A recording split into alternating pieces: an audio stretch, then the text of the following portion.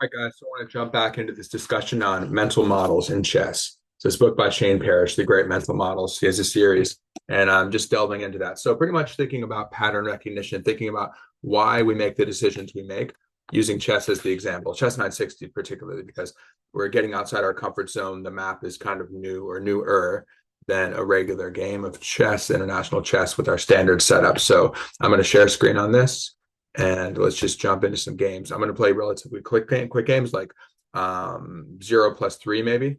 So, or maybe half plus 3. So 30 seconds plus 3 seconds per move. So it's relatively quick. I love that 3 second increment if you've ever seen my streams. So I like to ride that increment and hopefully use that terrain against my opponent since I'm more comfortable with it. And you have the psychological feature of the opponent thinking, oh, they're about to lose. So then that's where I can play bullet chess. I've been playing more of that. So if we get into that kind of bullet mode, that's fine. So pretty much every single time I'm thinking of a mental model, well, sounds kind of redundant. It's a little meta there, but every time one comes up, I'm going to mention it and I'm going to jot it down, especially after the game. We're going to do a debrief and I just want to sketch it out. We're going to go through. I'm going to kind of focus on the zones of the board, focus on the heuristics I'm using, why I'm making the decisions I'm making, drawing from chess knowledge, drawing from whatever. I don't know what's going to happen yet. Whatever decision making comes up, I'm gonna share that with you and be as transparent as possible based on my ability to use language to explain things. And I think that is very important to not be defeated by computers and explainable AI, right? Where computers are attempting to explain what they're thinking. Although I think that something like AlphaZero is still kind of a black box. So I'm not sure that it'll be tough. I think it'll still take some time for something like AlphaZero to be able to explain itself, just like some super GMs are not that great at explaining, articulating all their thoughts. Now I'm a lower level master, so I have a pretty good grasp for the game, not as great as them. And my hope is that I can at least, through my kind of stream of consciousness approach, at least describe my process. And this is in a different way from what I would usually do. So let's do chess 960. Great lobby game. Okay, 0 plus 3. Oh no, rather I was going to do a half plus 3, but it's okay. And 1 plus 8. That's cool. We could do that. So relatively quick snap judgments, right? Okay, I look around. I see if anything's hanging. See a diagonal. I'm going to break it down more though afterwards. Okay, let's switch. We do. Let's block it. Yeah, I'll explain it as I go. I'll explain a bit, but most importantly, right after the game, I'm really going to break that down. Now, I don't want to seek symmetry. They're going for bishop f4. We know that. Yeah, I'd really rather not have symmetry here. If I go knight here, I block. I think I can block it temporarily. It looks weird. It looks really weird, but I think I'm going to block it temporarily. I think I can handle it. This will be exposed. So this is, I'm kind of now talking about specifics of the position. But I also want to talk about kind of generalizations, I suppose, as well.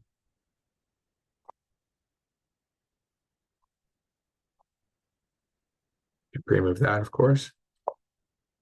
Now we could smash back anytime we want. So breaking the center, there's an inclination to break in the center, right? It's just a given. It's something that should happen, essentially.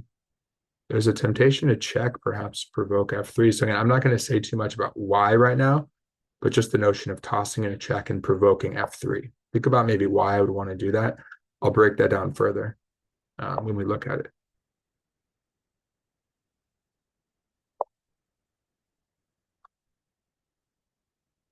Centralization of the bishop, anticipation of where the knight might go. Bishop d5 is something that's essential here. Now, actually, do I want to get it in first, though? I don't think I need to, because knight b4 would bother me. Okay, now I'm just focusing on development. That's paramount here, really. Rapid completion of development, looking for squares to use. All right, now we're pretty comfortable. We got 4 out. Again, the bishop's blocked by the pawn. What if I just leave? It's funny. Actually, the Russian guy who's the president of FIDE, he actually commented on my position on chestnut 60, where there's a bishop in the corner. It was funny. He's into 960 apparently. But yeah, I had white and I had bishop like that. Okay. So now I'm ready for this kind of trade to occur. Giving up the bishop for the knight, but clinching the e4 square. It's a weak square, so I'm okay with that if they want to take. Okay, interesting. I gotta make a decision around this here.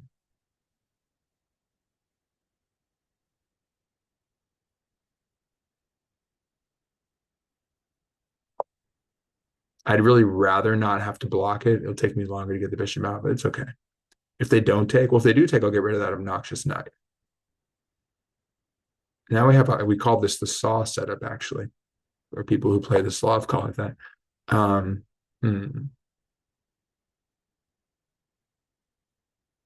just chop it.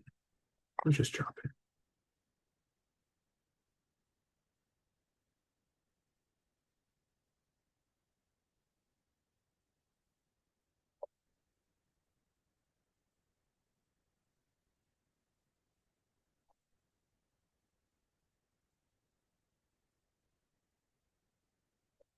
Now I'm playing for light square control, and given that the knight's controlling light squares, well, it's kind of nice that we have +8, 1+8. It's a lot of time in some ways. Now I'm kind of quote forking the knight and the pawn. Well, of course, the pawn is hanging.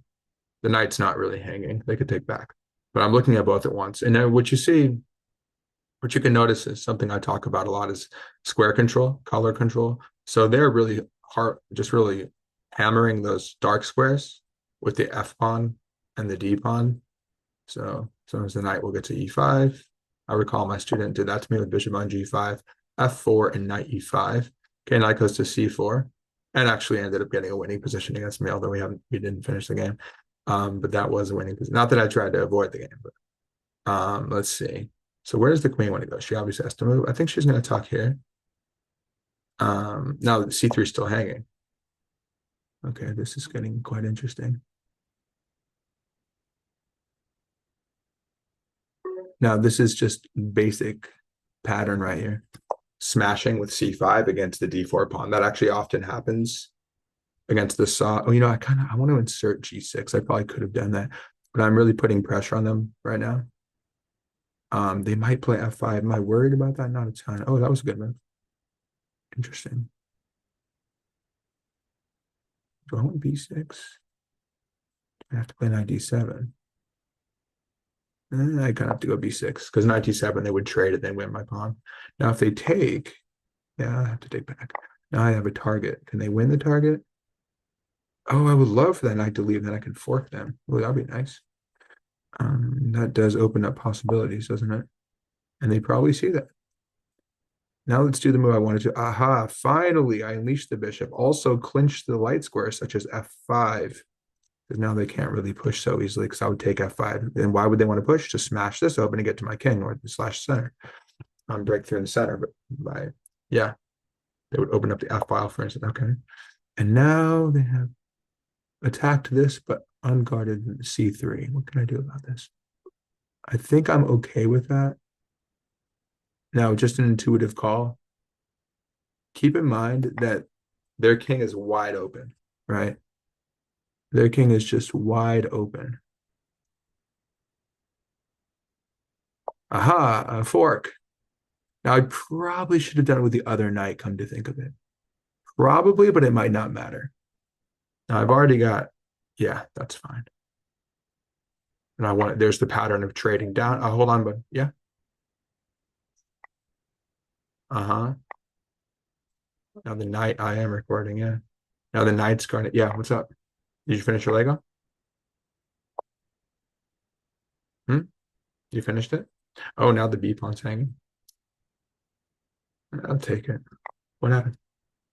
Wait, hold on. Hold on. Whoa, uh-oh. What's going on? No, don't go on the camera. It's recording. What's up? Yeah. Okay, hold on. Yeah, pass it to me. All right. And now we bought some time on the clock. It's coming in.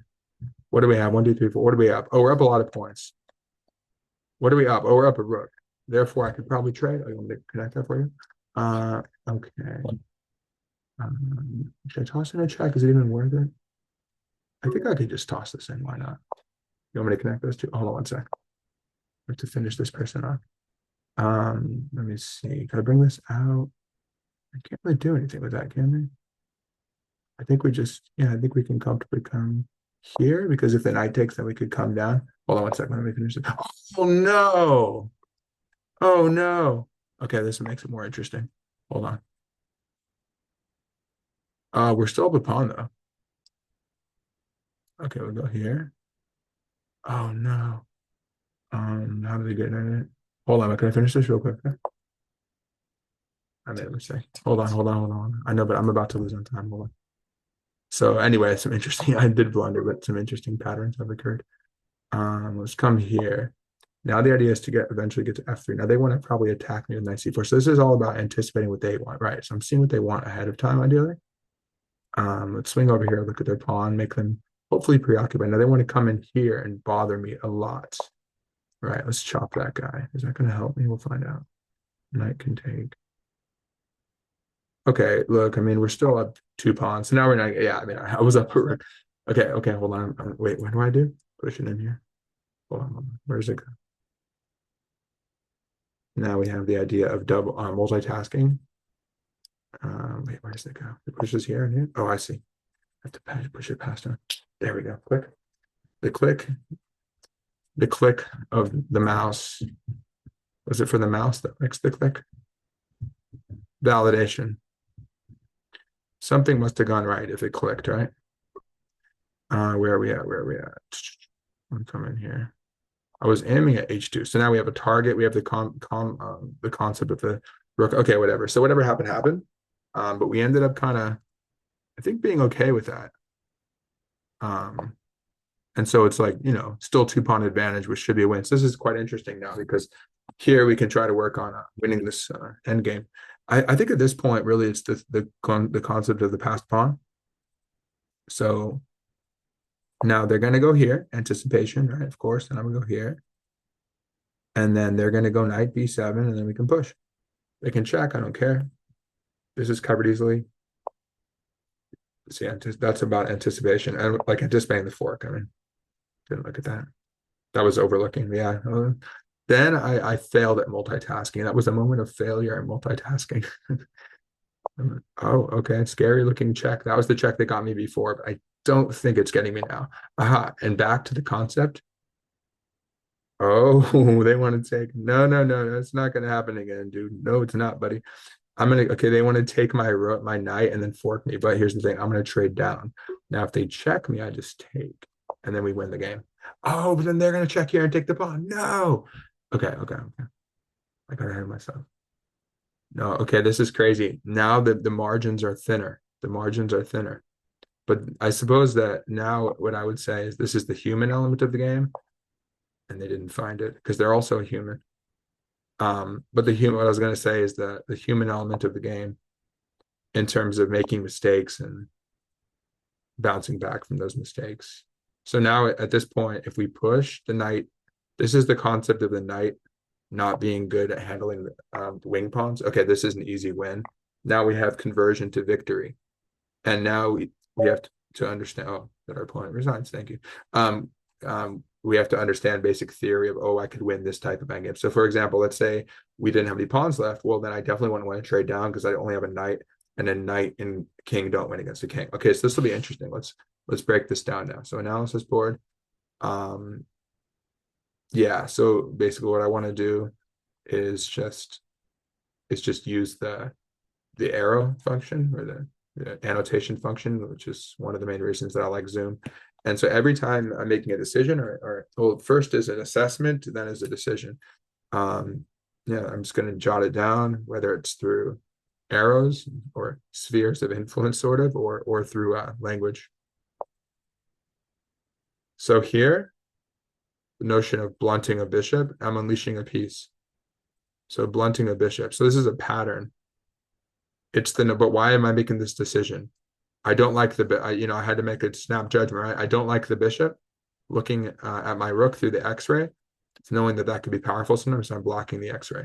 Let's see, how should we do this? Yeah, well, what I did last time is I went ahead and I blocked out some areas. So I'm gonna make this area, I guess I'll black out. It's already black here, so I'll just black out the entire area. We can do this. And then I could write in that area. And last time we ended up going over here too, so we could do that. Okay. So, oh, we didn't see the time. That's okay. Well, yeah, why not? Leave their time available. Okay. So now I'm going to take white and we can draw with that. Okay. So the first concept is, so understanding X-rays. We don't like X-rays. We see a lot of restriction throughout the game. Kind of that came up a lot, right? So we have, I'm just going to note that right at the top because it's going to keep coming up. So we have restriction. And then it kind of, yeah, we have the theme of X-rays. And I guess I'd say sort of blunting. It's still, the X-ray is still there, but I guess I don't know if we could use the word blunting it or adding more some more matter to make the X-ray at least weaker, make it harder to reach its desired target, let's say. Okay, now I'm aware of the unleashing of a piece and the danger of losing a pawn. So model, I don't want to lose a pawn. I don't want the queen to invade, although sometimes I do if I could trap it. But so generally speaking, we'll see that. So I don't address it yet, but I do know it's guarded. But that's there. Let's note that's there. So d5, blunting the bishop further, securing some center. So the notion, why would I play the move when I unleash a bishop? So again, very obvious. This is all very obvious, but again, this is why I made the move. It's this my understanding of the world, models of my understanding of the world, my understanding of chess as a model, as our current example, our laboratory of the 64 squares. So we have all this theory. How am I making use of it? Why am I making a decision? So I chose to play d5. Well, I want a strong center. And as you can see, it is supported, right? We have c6. I want it to be bolstered or supported. You bolster it already is bolstered, or I'd bolster it if it weren't. Let's see. Also unleashing pieces. So that's the default. If we can do it, we should unleash pieces. So basically under the category, just I say when in doubt, develop. I'm not sure if that's a quote somewhere, but I just like to say when in doubt, develop. Just a real focus on, that's a parentheses, a real focus on development. That's essential. That's paramount, right? Okay, let's keep going. Talk about, psychological features as well. Okay, knight g6. Now, when I'm playing this move, I am blocking the bishop, but I'm really focusing on the central squares. Also, it's designed at, there's a restrictive element because I know that he wants to go, they want to go wherever they are, bishop f4 and hit the queen. Kind of annoying. I'd rather not, and then have to block and be pinned with the knight. So I figure, okay, I see what you want. So there's an element here of kind of reading your opponent. In this case, it's just anticipation of threats. It's sort of a threat. It's really the same thing that I would want, which is piece activity, gaining a tempo against a queen, gaining time by attacking the queen. So there's this element.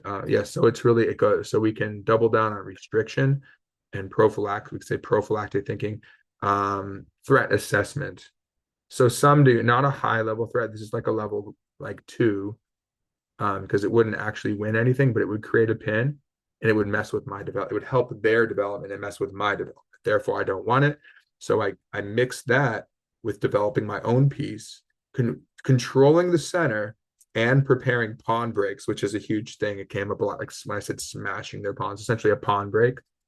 So we see this theme of, the desirability or pawn breaks, and then determining the desirability of those breaks.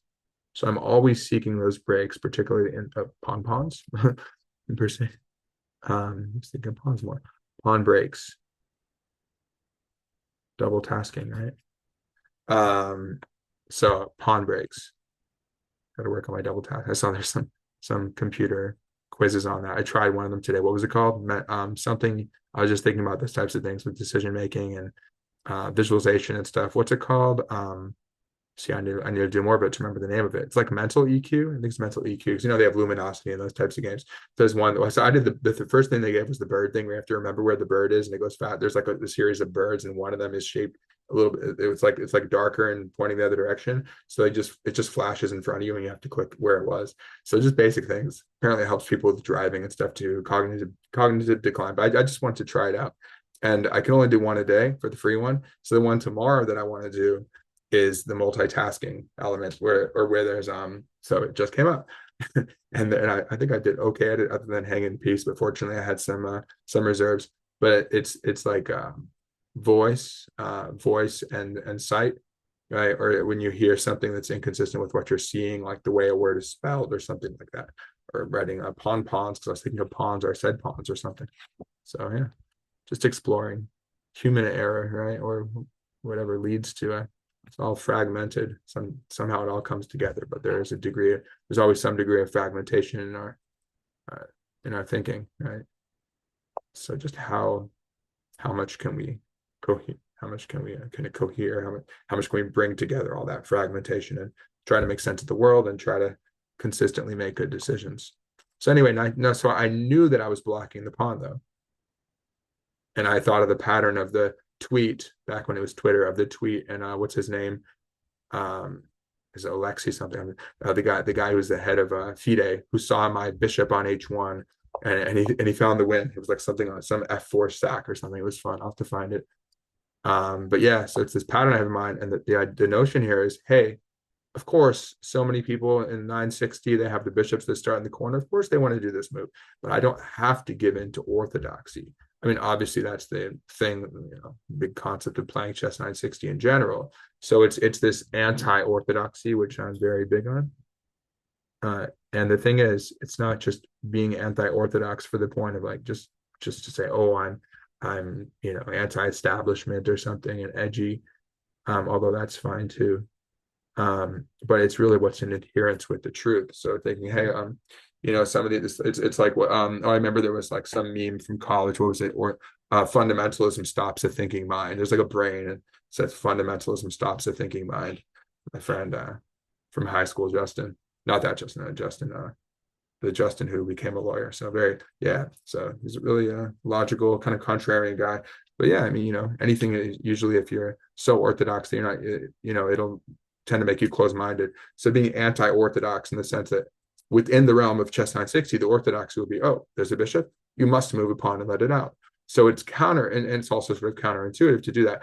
But this is where we're really talking about conflicting aims when different aims clash. So one is to get the bishop out, but to what end? Sure, I want to develop it, but it's going to bite on granite. More importantly is to make the break in the center, e5, then the bishop will have more influence. And I did ultimately get it out, but I had to prioritize and realize, hey, it doesn't need to be out right now. So I think that was important. Okay, so knight g6. I'm not sure if it was the best move or not. I'm not going to check with the computer. That's fine. Okay, so e4. It's more about, it's just the process. Okay, I grab it. Why do I grab it? Well, it's because I was thinking about e5. Now, sometimes like in a French, I can allow the e5 push. I just didn't see any desirability here for the e5 push to happen. So I just chopped it, make them so I take them, they take me, and the bishop quote develops, but that's okay because I can easily hit it with the knight, which I do immediately. Bishop doesn't want to give itself up for the knight, so we have the knights, knights versus bishop. I'm not going to write everything, but we have the knights versus bishops concept. So bishop pair tends to be good, therefore they save the bishop pair, and maybe I would take it if they hadn't moved back. And they move back, this is important. They don't go to h1, they go to g2. Well, it seems, again, is it quote developed? It's not developing for development's sake. It's that the bishop wants to be there to cover light squares. Now keep in mind, when e4 was played, they created more light square weaknesses. Now remember, this as you heard during the game, these light squared and dark squared concepts came up a lot. So now I can be very specific and say h3 is a weak square.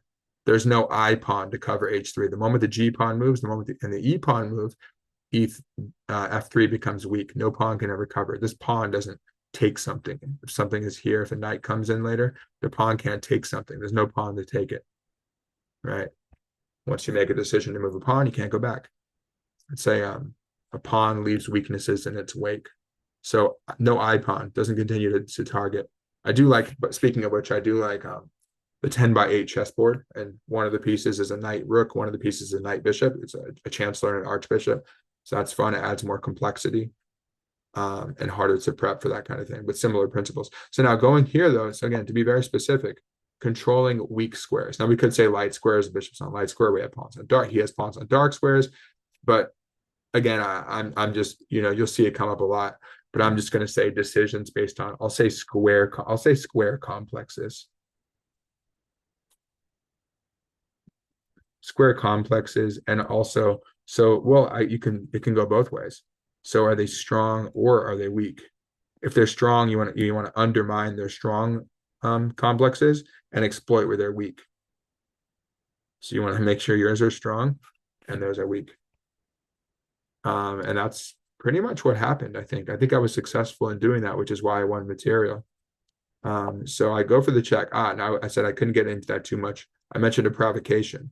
Now I'm provoking f3. Why? First of all, it blocks the bishop. Second of all, it moves the f pawn. If they want to castle, it's going to be weak, leading to their king. Tends to be the weak pawn to move, but it's not quite the same here, unless it castles. But it does block the bishop, and it weakens e3.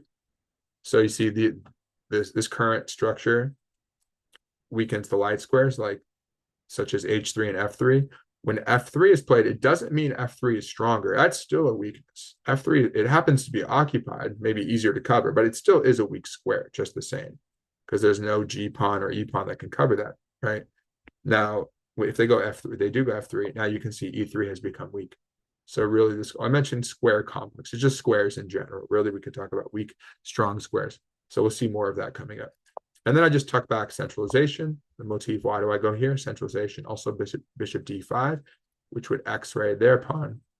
Look at their bishop, which might be useful. Also, it's going to look in both directions.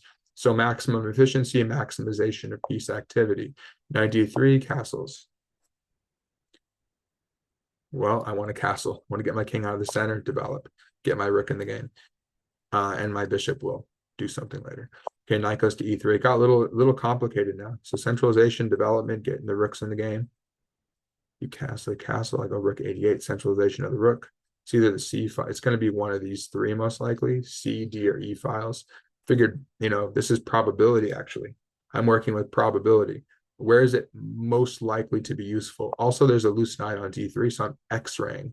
So back to x-rays. I'm going to throw in probabilities here. Now, it's really, well, I happened to, when I was reading through this a little bit, there's something on probabilistic thinking. I just skimming some of it.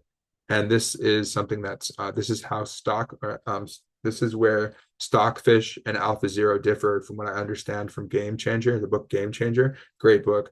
So it goes into the history of, computers and chess and AI in general, neural networks and machine learning. And then it talks specifically about AlphaZero, and the humans try to explain how it won. And it uses probability. So it says, well, you make this move, black has a 55% chance of winning. So it's not like -3. It's just based on those probabilities. So I say probabilistically, I think it's better. So the probability that the rook will be useful is higher on d8 than a8. Absolutely. Unless I want to shove my a pawn, which is not really in the cards. It could be sometimes, but it's about where is it most likely to be utilized most effectively, right? And the soonest it can be utilized. And now as for c8 or d8, well, I figure, hey, it's applying pressure with the queen. It's working with the queen. It's centralized. It might want to be on c8, but I think, yeah, I might play c5. It actually was. I think it ended up being useful on c8, but that's hard to know. So that's all. And again, I have to make a judgment call here, snap judgment. Even if I had an hour, I still can't know for sure whether that rook belongs on C or D. Now, there's the other rook. It's probably not on F. It's defensive on F. It does cover F7. It can. I don't see that happen. I don't see the threat on F7. As being imminent. It's definitely not imminent. There are no imminent threats there. And it's guarded by the bishop and the king. Lots of coverage on F7. But when I do move it away, I need to be aware that F7 becomes weaker than it is, because it's fundamentally, these are all weaknesses. Remember, everything here that can't be covered by a pawn, first and second ranks are inherently weak. I've just realized that more and more as I played, kind of as I try to make sense of the chessboard. Now, it's weak because fundamentally weak because no pawns can cover it. Then it's a question of, is it weak in terms of how many pieces can cover it? So now this one may want to go to E8 or D8. Now that's sometimes why you would go rook AC and rook FD8, something like that. But here I thought that seemed fine. And then because I know that this guy, well, definitely the rook on A8 is worse than one on F8, and not Ralston, Agard, they're both another Scottish jam, said, what's your worst piece and improve it. Position will play a great book. Now F4, naturally unleashing their bishop and clinching F2, clinching E5, 3, preparing a push. Oh, actually, it's funny. I actually didn't look at it. I wanted to move away from it anyway, but I didn't notice the fact that they actually do have an immediate threat. Maybe subconsciously I saw it. I mean, I knew it was storming, but I said, look, I want to go there anyway and challenge. I didn't explicitly think of that, though. I didn't say, oh, I'm about to get forked. That's interesting. So bishop D5. Now, this is a nice idea. I've seen this a lot. Centralization of the bishop, even allowing the knight to take, but I'd have a locked position, which favors knights over bishops. Oh, yeah, and by the way, while I'm here, I meant to click on the black and it's going to block the moves, but I think it's important to have it there. So I'm just going to block this out to be able to write more stuff. And over here, we're going to do this. Finish my train. Oh, 1 second. Wow. Come see it soon. Okay. It's all done. Cool. I'll be right there. I'm gonna come see it. All right. So okay, you bring it up. Got his train. Awesome. Legos. Now we get light. Get white here. Light squares, dark squares, white, and this kind of and we don't say white squares, black squares, because they could be brown squares, green squares, whatever. It could be yellow squares. So strong, weak, and then probability. So thinking probabilistic thinking. Oh, hold on, buddy. Hold on. Right. Hold on. Let me block it. I'll pause it for a second. Wow. You did it fast too. Good job, bud. All right. So we have probabilistic thinking. I don't know for sure which is the best move, but there's a higher probability that it's going to be good on D1, D8 rather than A8. There's a high probability that this is the piece that I should move now. That, there may be one or two other pieces, of course. It's not a critical position that pieces that I can move right now. But there's a high probability that moving this piece to this square is going to help my position. So that was really what led to that decision. Excuse me. Okay, going forward. Oh, wait, but now I have to hold on. Oh, we can, yeah, I'm not sure exactly where. Get click on the camera. Oh, you can take that. Okay. Oh, yeah, you can take it. Okay, so C5, and yeah, now it's blocking the arrows because my keyboard's not working. But now this is where I was getting at again, the central break. So did I get E5 in? I don't recall where they got E5 in, but I got C5 in. So very common idea of the central break. So your opponent has a strong center. You use your C pawn to smash the D pawn. Similarly, it could be a D pawn against an E pawn, but you use your C pawn against the D pawn. No. No, don't pull that out. Yeah, don't take one. You just take it. There you go. Yeah, okay. Hold on, I'm going to pause this right now and help him out. Let's see. Oh, it's screen sharing. Recording. Hold on, let me pause it. You got it? Okay. So yeah, this notion of playing C5, smash at the D pawn. Also, when we open up, we are going to get this kind of this X-ray against the queen. And then you might say, well, maybe the rook is better on C8. At that point, maybe, but also the knight can stay there. So maybe if we go A6, B5, perhaps it opens. But if we go A6, they go A5, so it's kind of moot. We go B5 to take on Basant. But anyway, that's not here yet. So it still should be fine. The point is, I'm thinking, hey, I only have 14 seconds, but I do have that 8-second increment. I just want to put some pressure on them, right? So I go C5. But did I mention that somewhere? Well, I said pawn breaks hitting the center, strong center. Well, naturally, just as I said, weak squares, strong center for us, and ensuring their center isn't strong. If you see that it's strong, you want to smash it. You want to destroy their center. Okay, I'm not sure exactly where I'm clicking. Let's see where if I get the right one. There we go. Oh no. Where is it? Back, forward. Forward. No, why isn't it going? Oh, I'm clicking on something wrong. Wait, hold on. Where's the arrow? Arrow. Yes. You know what? Let me get rid of this. Let's get rid of it. Oh, the arrow is right down here. Okay, I can both hands.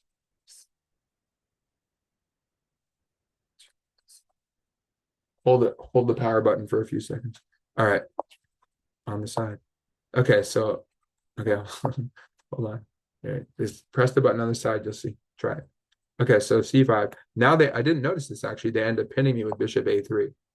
All right, try it. Let me know if you can't find it. Problem solving. See, I want you to problem solve too.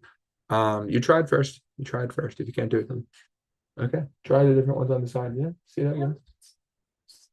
Oh, you have to let it charge for you. Give it a few minutes and then come back to it. Okay, b6. So patterns in technology, right? Okay. So pawn takes pawn. Yeah, give it a little bit of time. All right. So pawn takes pawn. Just do something else and come back to it. Patience, right? Different concepts. Different applications. Okay, parenting, technology, chess, mental models, and so forth. Okay, so pawn takes pawn, pawn takes pawn. Now the knight, I notice, has a good outpost on c4. Can't be attacked by a pawn ever again and blocking my pawn. So at this point, they're doing pretty well, actually. It's a mixed bag, because keep in mind, this looks good for them. e5 looks good. My bishop's not out. At a moment's notice, I get the bishop in the game. I can apply some pressure to e5, but I can also work around it. I mean, keep in mind, I do have the d file.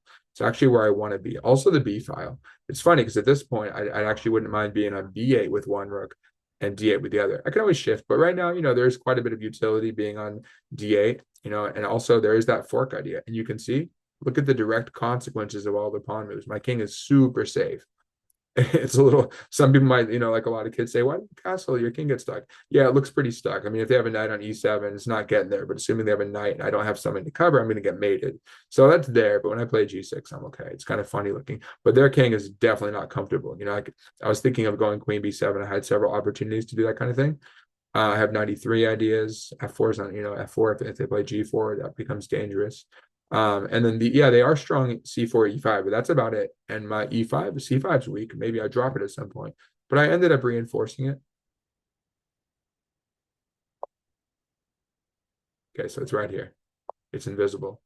Rook fe1, g6, queen f2. They're hitting c5. So I noticed that there are two attackers on c5. Also, their move, rook e1, well, simple. It's not doing anything right now. Well, actually, they could have played f5, but they didn't want to loosen up e5, I guess, because they have the control over e5. So instead, they choose to really strengthen their control over e5. And then I control f5 more. I don't let them play f5 anymore because I can grab it with one of the pawns, probably the e pawn, so I keep my king closed.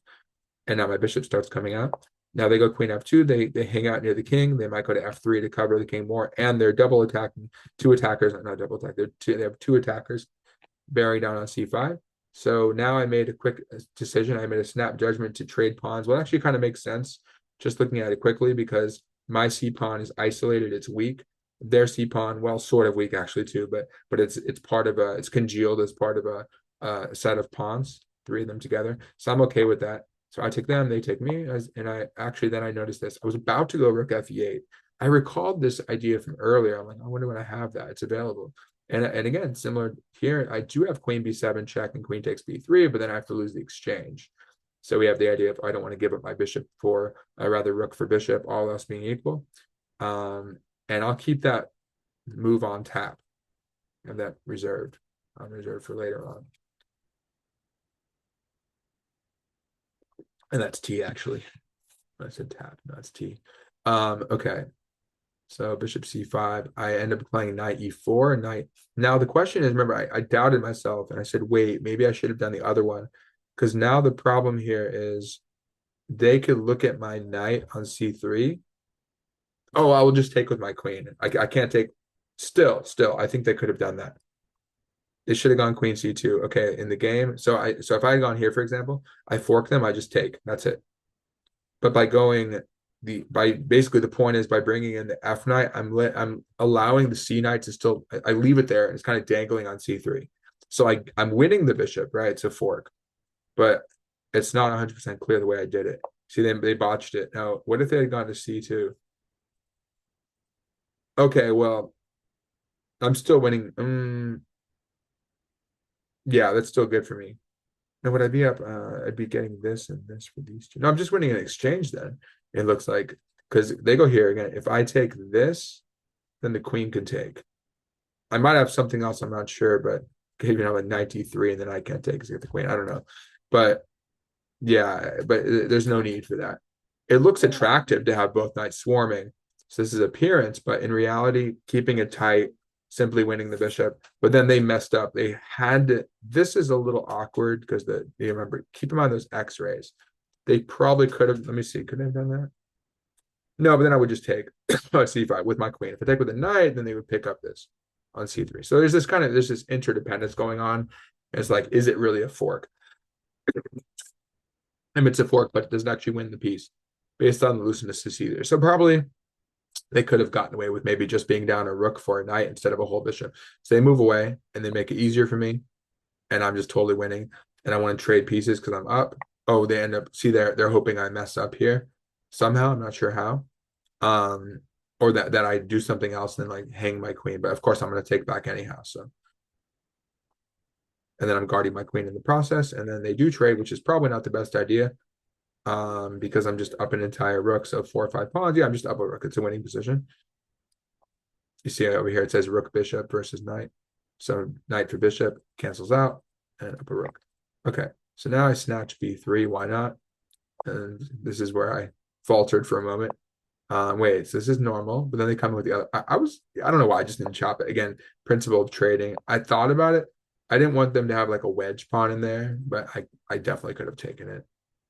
So again, principle of trading. I'm seeking, well, I guess I was going to say I'm seeking more complexity than is necessary, but it is just tossing in a check. It does abandon the A pawn. I mean, I really didn't need it. I was hoping I could do something against H2. Maybe, well, checkmating ideas. That's valid. Oops. Then I went. It's funny. Remember I talked about when I should go to C8. Maybe later. Oops. When I go to C8, it's a blunder because then they fork me. So that is not the moment to go to C8. What should have I? Oh, you know why I did it? I was thinking of like getting down to C2. Unfortunately, it never happened. What should I do instead? Probably just trade down, maybe chop this knight, maybe move the A pawn to guard it, things like that. And then ultimately I would come out. Oh, another maybe bishop f6 and stop the fork, and I could like hide my king behind on g7. Then I could comfortably go to c8 and so on, things like that. So I need to find the right setup. So is there anything else I'm not mentioning? Probabilistic thinking.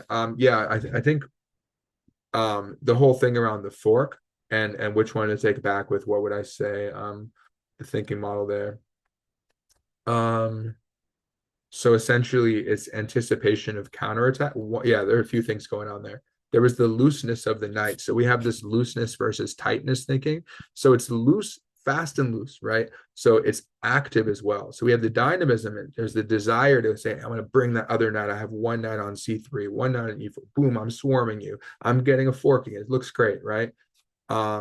There's a bit of appearance versus reality there as well. But there's the psychological element. This happened yesterday as well, where I was beating my student, and I was like, you know what? I had a few seconds when we were talking for a long time, and you know, it went down. We were down to seconds, right? So like, you know what? I'm just going to intuitively sack my rook, and it turned out like when I was like +5 or -5, I had black. Then it was down, and then he was like +0.5. He was like a little bit better after I made the rook stack. Then I misplayed it from there.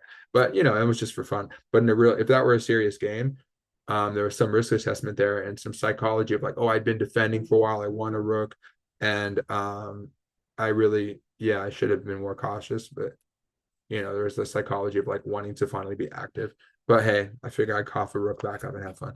Anyway, so there's, I'll just say loose. I think this came up in my other analysis as well. So solidity versus kind of looseness. And that, yeah, you have to determine when to do that. It's a spectrum, right? So in this case, solidity was favored. And keep in mind, the fork happened on that e4 square. all those weak light squares, right? And since it was on a light square, the knight looked at dark squares. So they broke through on c5, but then they lost the bishop. And then there was also the question of which knight. So it's kind of like a which piece should take something, what should the correct move order be, some risk assessment there. So again, there was this risk assessment versus safe risk assessment, just basically going for the safer option. So how can I put that? So we have solidity versus looseness. And what else? Knights. Yeah, just kind of which line to choose and but I'm gonna say that though, definitely risk assessment, essentially. Risk reward. In that case, there was really no need to take the risk of bringing a knight out there. But I don't think I realized that there really was a problem until later. But obviously, the more your pieces are in their territory, the more looseness there is. Going to rook c8, getting forked. Well, there was multitasking going on. That's another matter. Yeah, so I think that pretty much covers that. Risk assessment. Oh, one more thing. Well, they missed my fork. I almost missed it. There were a couple fork opportunities. Fortunately, I found it when I had the fork. I almost didn't see it 2 times when I was rushing. The F5 fork. Fortunately, it didn't happen, but they were probably prepping for that. And then my fork, fortunately, I found it. But it's kind of, I'll say it like this. It's this perennial question of which piece and which move order. So the thinking model there is just as long as we're aware of that. Oops, see there, I'm writing down aware. I'm all over the place. Which piece / not aware. Awareness of move order. I'll just say move order there. Trying to keep it concise. So which piece and move order? This just comes, it's a lens. These are different lenses. That's kind of the way that he talks about this is lenses. It's difficult to, there's so many ways you can put this, but these are lenses that we're looking through. We're looking through the lens of, okay, how solid or loose is this? Of course, risk assessment is a huge area of thinking models, right? Which piece, which move order? Just make sure you're cognizant of that because it will come up sometimes in your play. Okay, what's next? Did you push in all the way? Make sure it's fully in. And the wall. The wall and the phone. And it's an old phone. Okay, so we come here, blunder. Now, okay, this is it. I thought it was interesting though. So now, okay, so pawn is hanging. Now the pawn becomes more important. So we have equal material. This is just a pawn up, just an extra e pawn. Funny enough, because I was up a rook, they got the rook back. I'm up 1 pawn. So of course I'm trying to hang on to that pawn. So now we're talking about material. We're talking about pawns in the end game. So I hang on to it in the way that I think is most difficult to be attacked. So avoiding, making something unattackable. Because if it's on a5, it's guarded by the knight, but it can also easily be attacked by knight c4. So this fork idea, okay, they kick my knight, they win my a pawn. Now it's very difficult to reach. It'll take a knight 3 moves to take instead of 2. Okay, the knight goes to b6. Now I re-centralize because I don't need it there to guard my a pawn. Okay, well, those knights again. They're on e5, c4 again. I was on e4 and c3. Okay, now I look at the pawn trying to win the pawn and seeing if they want to spend a tempo on a5. They don't. Okay, I chop that notion of trading. Okay, that's obvious, but still, this is definitely a model that's leading to this decision. So trade pieces, not pawns, usually. Because as I mentioned earlier, you don't want to trade all your pawns. If you're like up a knight and you're only left with the knight, you're not going to win. So I want to trade pieces here, and then have that final pawn could be supported to become a queen. Okay, and if you just have, if you're down to 1 pawn, it's king and pawn. A lot of times that could actually be a draw. So we'll see. So you do want to keep some pawns on the board usually, but we're fine shedding some pieces in most cases. Again, don't have to be orthodox about it, but generally speaking, I want to do that. That's why I'm trading. Just a snap judgment call. It's 1 + 8. 1 minute, 8 seconds game per movement. I'm pretty low on time. I have 27 seconds now. They have 2 minutes. Well, they had so much time and they were losing. Now they're down 2 pawns. They're still losing, but they spent way too little time. Okay, so I take this pawn, free pawn, thank you, and I'm guarding. So guarding, so taking something while defending simultaneously. That's an important thing. Attack, defense balance. So trying to do both at once. That'll lead to a lot of decisions for me. Attack, hold on. Attack, defense. How can I say this? Let's say BAL. Oops. Balance. Okay, it's not charging at all. Oh, there we go. Now it's turning on. It's an old phone. Okay. So they go back with the knight. Okay, now I'm aiming at H2. So I'm thinking of bringing my rook down, kind of making a threat. Okay, they come back fine. I just return. Kind of cat and mousing. I am getting some time on the clock as I go back and forth. Then I play A5. So notion of, I'll just say the rest since it's kind of already filled up. So pass pawns must be pushed is the theme here. How do we work with pass pawns? Well, we get them down the board to become queens. Every time it moves, it becomes more and more threatening. Okay, we're under attack. We move away, we counterattack them. They check. No more fork this time, buddy. You're not getting me this time.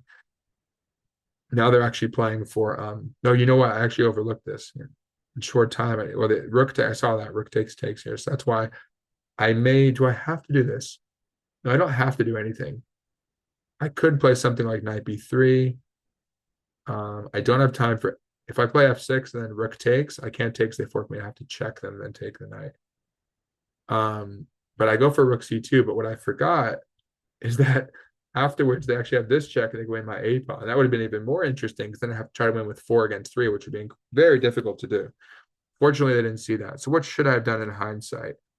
Well, look, they have these threats. They're very sneaky. Maybe I can get away from the fork idea. Probably my best move is something like king back. So that way they don't have any tricks. And then I can just proceed with my plan of promoting. Actually, I want to, again, it's funny. I want to go rook c2 and trade. They can't take the knight, right? Because it's pinned.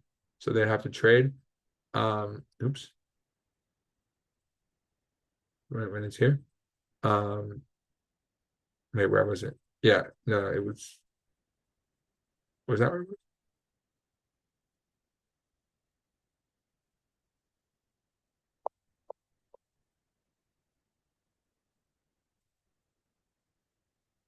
Yeah. So when I go here, the idea of trading, yeah, we just don't want to have to give up the A pawn. So right, so that's if I had gone to E8, I can still aim for that. So yeah, slightly inaccurate move. They missed it though. Fortunately, I said, "Oh, remove the pawn." Then it was over. Then it was just over. And there's this idea of the knight not being able to cover the corner very well, and they cough it up, and then they resign shortly thereafter, or thereafter, immediately thereafter. Yeah. So these are some of the concepts: restriction, looking at X-rays, and trying to put as much dense matter in between those X-rays as possible to try to mute their impact. We have strong center. We want to make ours as strong as we can, bolster it as much as possible. So again, these are just all things that I was using when making decisions, right? Unleashing my pieces. And every time I'm looking for something for myself, I want the opposite for my opponent. I want to unleash mine. I don't want them to unleash theirs. They're probably happy about my bishop in the corner, but whatever. I got it out soon enough. That's fine. Priority on development. Always develop when you can. Threat assessment. So looking at that, looking at risk assessment. Yeah, it's a little different, right? But they're overlapping in like Venn diagrams. But specifically, are they making a threat? Is there a threat now or very soon? And then risk assessment is just, there might not be any threat in the next couple of moves. Just how risky is this attacking move, for example? How risky is it to invade with my knight? Oh, I am invading. I'm putting pressure on my opponent, but the knight might get stuck. It might get trapped, and things like that. Of course, always looking for pawn breaks, assessing how good they are. Anti-orthodox thinking, not getting bogged down by orthodoxy, certainly will contribute to decisions. Because if you just go with the orthodox decision, then yeah, it's going to limit your options a lot, and they could be incorrect. As we learn from chess and other pursuits in life, that orthodoxy does often fail, because really you have different kind of quote truths or lowercase truths. Clashing against each other, and you just have to weigh those out, just like AlphaZero does. It puts weights on different values. You got because it's using a neural network. It's trying to basically mimic our human intelligence. We're pretty good at that. We should be. Try to hone that, right? Square, think about square complexes, color complexes, right? Strong and weak ones. And again, we want to strengthen ours and make sure we really exploit theirs. Try to provoke those moves. That's why F3 came up, provocation. So now that first it was just, pawns on dark squares created light square weakness. Now it's both. Thinking probabilistically, we're not sure, but there's a high probability that this is going to work out for us. Then we have solidity versus looseness, right? Just thinking, hey, how solid is this for me? But this actually is very much in line with risk assessment. So this is more solid, probably lower risk. Now, if I have everything I need, I don't need to take that risk. I'll stay solid. Now I'm getting loose. Maybe I'm taking more risk, and I think that I can, get a piece that way. Or hey, maybe if I'm actually trying to win that piece, being loose is the wrong way to do it. That case, solidity was actually the answer. I could have just stayed solid, brought my active knight back, my more active knight back, recouped it, right? Retrenched, and I'm just up a piece. Or was it a rook? Yeah, I think it was a piece. It was picking up the c5 bishop. So which piece and move order? Just kind of, just looking through that lens. I have two options. Which piece should it be? Should it be? It came up with the rooks, came up with the knights. Trade pieces went ahead. We didn't get too deep into that, but just that's a concept. It might be orthodox. But just saying, hey, if you're up a pawn, up a piece, you should trade down those pieces. Generally, pieces, not pawns. And of course, it depends on the circumstances. All right, so that was pretty good and pretty deep analysis of just that one random game, just playing, well, Fischer random anonymously on lichess.org. So hopefully that was useful, and I'll be doing some more of these. But it's interesting because I don't necessarily know what's the best for me, like what the best motifs are, which motifs will then come up. I'm just exploring them as I'm going, and hopefully, this gives you some insight. And yeah, I mean, there are countless motifs, right? Motifs and lenses we can look through, thinking models. And I'm thinking about at this point, reading this book, which is a series of books, but reading the main one, the intro, I'm thinking about what is the difference between a pattern and a thinking model. And I think it's kind of all this stuff, there are different layers. It's kind of a Venn diagram. It's a multi-level. I don't know what the word for that is, palimpsest or something, but it's a multi-level analysis going on. There's just a bunch of overlap. Because yeah, a mental model is a sort of pattern, but I'm thinking, obviously they're like process of elimination. It's a model essentially, but really it's ways of viewing. How do we make sense of the world? That's what this is about. Where do we have blind spots? And that's actually really important, this orthodoxy. So if we think, for example, if we make a decision in our, like, a longer chess game where we have a lot of time on the clock, trying to make the best move we can. Now, if we believe that, I have these pawns on light squares, I'm weakening dark squares, and I shouldn't do it. So that might lead you to not play g6 or something. Well, not there with the bishop on h8, but just in general. But maybe g6 is actually the right thing to do. So if you get bogged down by orthodoxy, say, oh, I weaken my square. Well, we're weighing things against each other. Of course, you're like, yeah, of course we should always weigh things. But the point is, it may not even that idea may not even come to the fore. It may just like be in the back of your mind. It may not even just may not be there unless you keep your mind open. Just any candidate move. You have to do a good candidate move search. So avoid that orthodoxy, stay open-minded. So it's interesting that orthodoxy came up today, but and again, in general, if you're playing chess 960, you're probably a fan of breaking with orthodoxy. And really it's beyond that. I know a lot of us like chess 960 just because it's just, we want more of a challenge, and we don't want our opponent to just be able to memorize things like a fifth grader preparing for a test is how I view it. It's like, okay, well, or less, right? Or younger. They're just learning some openings, just like they could learn the presidents or something, learn the lyrics to a song. Maybe that will give you some ideas for your openings. So we're getting outside of that with chess 960, with Fischer random chess, and I love that it's become more and more popular, and I think it's great to use it as like a battleground, and as well, in this case it was, what's the word, it was what was the battleground that we used for this kind of analysis to think about um, how do we think about mental models, or like what lenses are we looking through? How do they clash? And again, this was a relatively superficial analysis, but it was more just to, it was kind of a survey. So to break it down, now if you compare this to my other video, you can look at the kind of chalkboard that I created, or the whiteboard. This was black, that one was white, around the edges, and both of them, filled up the margins essentially. It'll be interesting actually to, if you take a look at that, just flip, just go to the other video and maybe go in like half an hour or whatever. And once they got filled out, was it, and maybe it took about an hour, but you'll see it when you flip, what was it called, when you fast forward, you'll see it, and just take a look. I know there was a lot there about attack and defense balance, some nimble solidity maybe. Yeah, you're going to see some similar things.